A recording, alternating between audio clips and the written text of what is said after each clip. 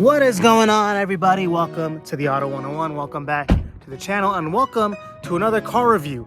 Today we're taking a look at this car right behind me here, a 2026 Range Rover Velar. Now this is an interesting car for a few reasons. Firstly, it kind of sits in this weird in-between spot in Range Rover's lineup. Not quite as big as the Range Rover Sport, definitely not as small as the Range Rover Evoque, but also it's kind of in an in-between space within the luxury SUV lineup. On top of that, this is a really kind of established design now. It's been out for a long time. It's at the end of its model run.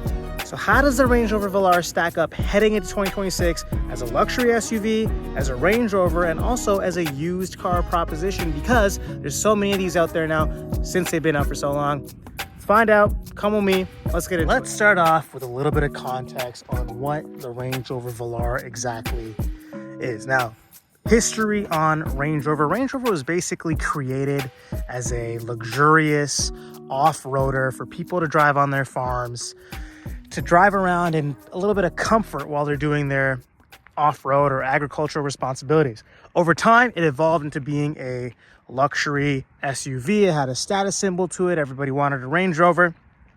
So it became more and more luxurious, but still retained that off-road capability.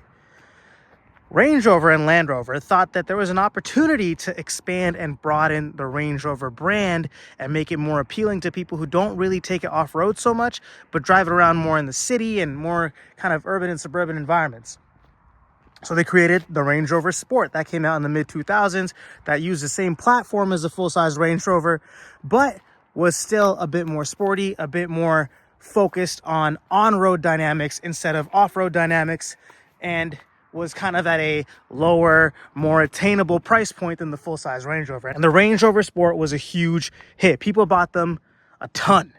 There's a ton of Range Rover Sports out there, and it really did expand and broaden the appeal of Range Rover as a brand. So what was the next logical step? Well, it was to expand the brand even further. In the early 2010s, late 2000s, Range Rover began designing the Range Rover Evoque. Now that was a complete departure, a complete shift for the brand, because it was based on a front-wheel drive platform, almost solely focused on on-road dynamics instead of off-road capability, but a bit of off-road capability was still thrown in there at a lower attainable price point, even when compared to the Range Rover Sport. And guess what? The Range Rover Evoque also sold really well, especially in those big city markets. So the Range Rover lineup had thus become the Evoque, the Range Rover Sport, and the full-size Range Rover. So there's this big gap in between the Evoque and the Range Rover Sport. And what fit into that gap is this car right here, the Range Rover Velar. This car was launched in the late 2010s as an in-between of those two car sizes. This is based on the same platform as the Jaguar F-Pace, the Jaguar XE, the Jaguar XF. So a rear-wheel drive architecture, beefed up to become a Range Rover, given some off-road capability, but still very much focused on those who prefer to do more on-road driving instead of off-road driving, but with the style and pizzazz of a Range Rover. And because the Velar was designed as an in-between in the Range Rover lineup, it also sort of became an in-between in the broader luxury SUV landscape. For context, I'm going to compare this car against two of the most popular luxury SUVs out there. And I'll keep them from the same brand just to keep it easy and consistent, the BMW X3 and the BMW X5. Let me explain. The wheelbase, which is the distance between one wheel to the other wheel of the Velar, is the same as the wheelbase of the BMW X3, plus or minus like fractions of an inch. However, the width of the Velar is within an inch of the width of the bigger, larger BMW X5. In fact, the Velar is a little bit wider still than the X5. So you can see from a dimensions perspective, it's in between the X3 and the X5. It's an in-betweener. Further adding to that in-betweener status is the price. In the States, the Range Rover Velar starts at just around $60,000. Interestingly, the X3 starts at $50,000 and the X5 starts closer to $70,000. So again, the Velar fits perfectly in between those two cars. In essence then, Range Rover designed a car that not only had a good in-between status in the Range Rover lineup, but also a good in-between status in the larger luxury SUV landscape. When this Velar was launched in 2018, the main focus, the primary focus, was style. A lot of emphasis was placed on the way that the Velar looked. And a big kind of focus point within that was minimalism. Simple, clean lines that give it a modern, timeless look. And even in 2026, almost 8 years after the introduction of this model, not much has changed, and I still think it looks really, really good. The Velar was also one of the first to have these pop-out door handles. Again, this is now a feature that a lot more cars, especially within the luxury landscape, have, because it makes the car look more sleek. But back in 2018, this was super revolutionary. The rear, I think, has also stood the test of time really, really well. Again, it has that classic Range Rover look, but with a unique Velar twist. I think the interior also has that same focus on minimalism, and it looks clean. It looks amazing. Super minimalistic, super modern, timeless, almost Scandinavian in the way that the interior of the Velar has been designed. I think there's some issues with usability, and we'll talk about those later, but strictly from a design perspective, it really has stood the test of time well. There have been some changes made to the way the infotainment's been designed from 2018 now to 2026. The screen is floating, it's larger, they've cleaned up the buttons, but largely the interior is the same as what was debuted all the way back in 2018. Throughout its life cycle, the Velar also had a ton of powertrain options. It only came in all-wheel drive, which is as expected for a Range Rover, but it really did come with a ton of engines. Depending on the market, there was more engines offered. This is the North American 2026 Velar. So this is offered with two engines, an Ingenium 2-liter inline 4 or an Ingenium 3-liter inline 6. This is the inline 6. It's paired with a mild hybrid for some added fuel efficiency, a little bit added boost right off the line, but it delivers its power very smoothly, very linearly. It's not trying to be an AMG, it's not trying to be an M, but it has a ton of power, and that power is easily and readily accessible.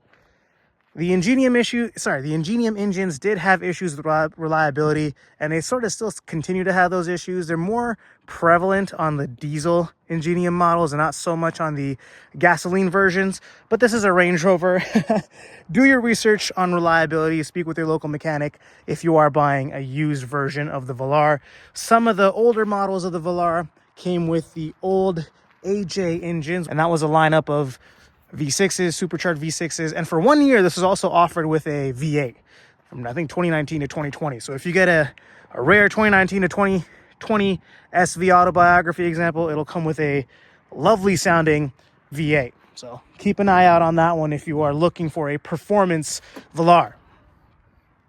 This one, being the inline 6 hybrid, gets relatively good fuel economy. I'll put the figures down here in MPG.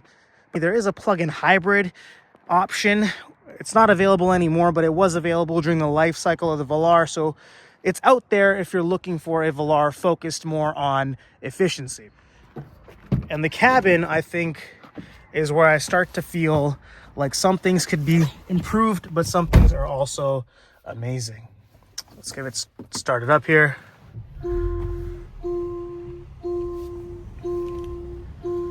What I really enjoy about the interior of the Velar is the minimalistic, clean look. This is a cabin that you could spend a lot of time in and not really get fatigued just from a look and design perspective, because it's just so calming in here in terms of the way that it's been designed. There's like nothing that could be considered clutter, nothing that could be considered messy.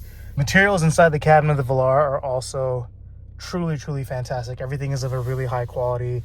The leather up here is nice. The leather on the majority of the door panel is nice. If you go to the dash, really nice padding up on the top and stitching and just a really nice clean design. This is all nice leather here. The steering wheel is wrapped in a lovely two-tone leather, which matches the cloud color of the seats, and the black color of the dash looks really, really nice. Seats are comfortable, soft, supple leather. It's perforated, and all of that quality carries over into the back. So I'm a huge fan of the material quality of the Velar. What is the issue with the interior of the Velar then? It all stems with this. This is the only way to control everything in the Velar. This is the Pivy infotainment system that JLR has used. And there's certain pros, don't get me wrong. The resolution is great. I love the design. It's very clean and minimalistic. Again, that kind of matches the overall vibe of the car. There's a lot of information that it shows on these home pages here. You could put shortcuts right here. So if you want to access some stuff, it's nice. But the downsides are it's a little bit laggy. It's not as fast as I would want it to be, considering that every single feature is controlled through this infotainment system. It's also a little bit glitchy. Sometimes it doesn't always start up properly. It doesn't connect to CarPlay properly. Most of the time it does, but those few times where it doesn't work how it should work is enough to be frustrating. The volume and the climate controls are all done through these buttons on the side, which function as sliders. You can see here for the temperature, which is kind of nice. But even when I'm doing this, you can see the lag between my input of my finger and how the screen is reacting. So it's cool. It's definitely cool. But I think that there was an opportunity to move some of this stuff over into buttons, which previous generations, or sorry, not even generations, previous iterations of the Velar had, but in the latest refresh, it's all been moved to here. What I'm a fan of more, though, is the digital dash. I think this is a really well done digital dash. You could put a whole bunch of stuff on the left. You could put a whole bunch of stuff on the right. And what I like about it is that this functions very fast. The resolution is very clear.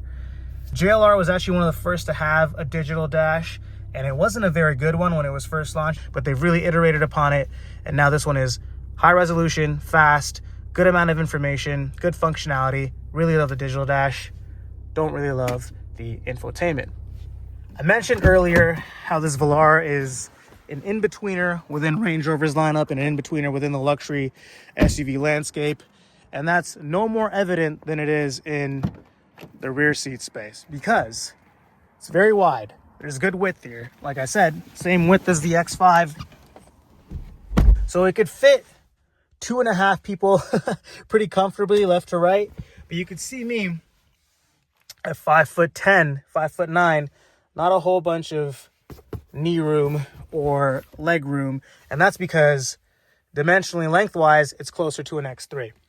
If we take a look at the cargo space, there is a bit more usable cargo space in here. I also do like the design of the Velar's cargo box. Very square shape.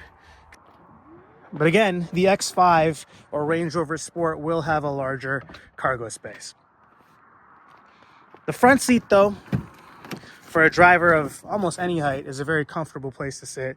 You can put the seat up nice and high if you want a commanding view of the road, like a classic full-size Range Rover, or you could put the seat pretty low too and get a nice low-slung sporty driving position, maybe like an F-Pace. So how is the Velar to drive? What are the on-road dynamics and driving experience like? I think, again, similar to the theme of the Velar in general. Firstly, nice heated steering wheel right there. Similar to the theme of the Velar in general, it really has a good mix, or a good in-between within the luxury SUV space and within the Range Rover space as well. It feels definitely more truck-like and SUV-like than the Range Rover Evoque, which feels mostly like a car, whilst the Range Rover Sport and the full-size Range Rover feel like full-on SUVs. This really occupies that middle ground where it has the height and presence on the road of an SUV, but it still feels agile and maneuverable like a smaller car-based crossover. And I think the reason why this straddles that in-between so well is because it's based on a rear-wheel drive architecture shared with the XC, the XF, and the F-Pace, whilst the Evoque is on a front-wheel drive architecture. That rear-wheel drive architecture really helps in delivering that classic truck-like feel, but since it is primarily used for cars, it still has good on-road driving dynamics. It's agile and maneuverable enough where you feel like you have good control over the Velar in executing maybe certain cornering maneuvers or driving on a back road. It doesn't feel like a sports car, but it feels maneuverable enough. At the same time, it has good off-road capability. It's a smooth, everyday, comfortable highway cruiser. It soaks up potholes and bumps and irregularities well, because it ultimately is a Range Rover, and they've done a good job with the suspension damping as well as the adaptive ride height adjustable suspension. Something like an X3M or a GLC 63 will definitely be a bit more aggressive on the road. It'll handle a little bit better, but then the flip side will be they're not as comfortable over uneven roads. Whereas the Velar is super comfortable on uneven roads, but can still kind of handle its own on a maneuverable and curvy back road. So I think just like the rest of the Velar, in terms of size and in terms of price, in terms of packaging, the driving dynamics are also a really good in-between for Range Rover, and also a good in-between within luxury SUVs overall. Concluding thoughts on the Velar, what do I think overall? A few things. I think as a 2026 model, this doesn't really feel dated at all. The exterior design has held up exceptionally well, very clean, minimalistic, modern. The Velar really was one of the first luxury SUVs to go all in on that minimalistic look, and I think it's held up really, really well. And it has that classic Range Rover look and Range Rover charm to it that you can't really get anywhere else. Interior-wise, I think the design has held up really well. It's very calming and aesthetically pleasing to be in here with all these high-quality materials and simplistic lines.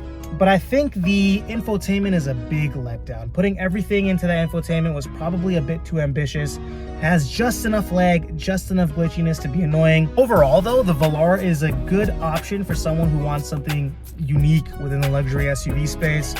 It's not as pedestrian feeling as something like an X3 or a GLC or a Q5, which are all starting to feel kind of the same, right? The Velar really offers something unique. The sizing and proportions of it are unique. The design is unique. And it has that special feeling when you're driving a Velar versus driving something from a more mainstream luxury brand. Thanks for watching. Those are my thoughts on the Range Rover Velar. I'd love to hear your thoughts below. As always, thank you for watching. This has been the Auto 101, and I'll catch you next time.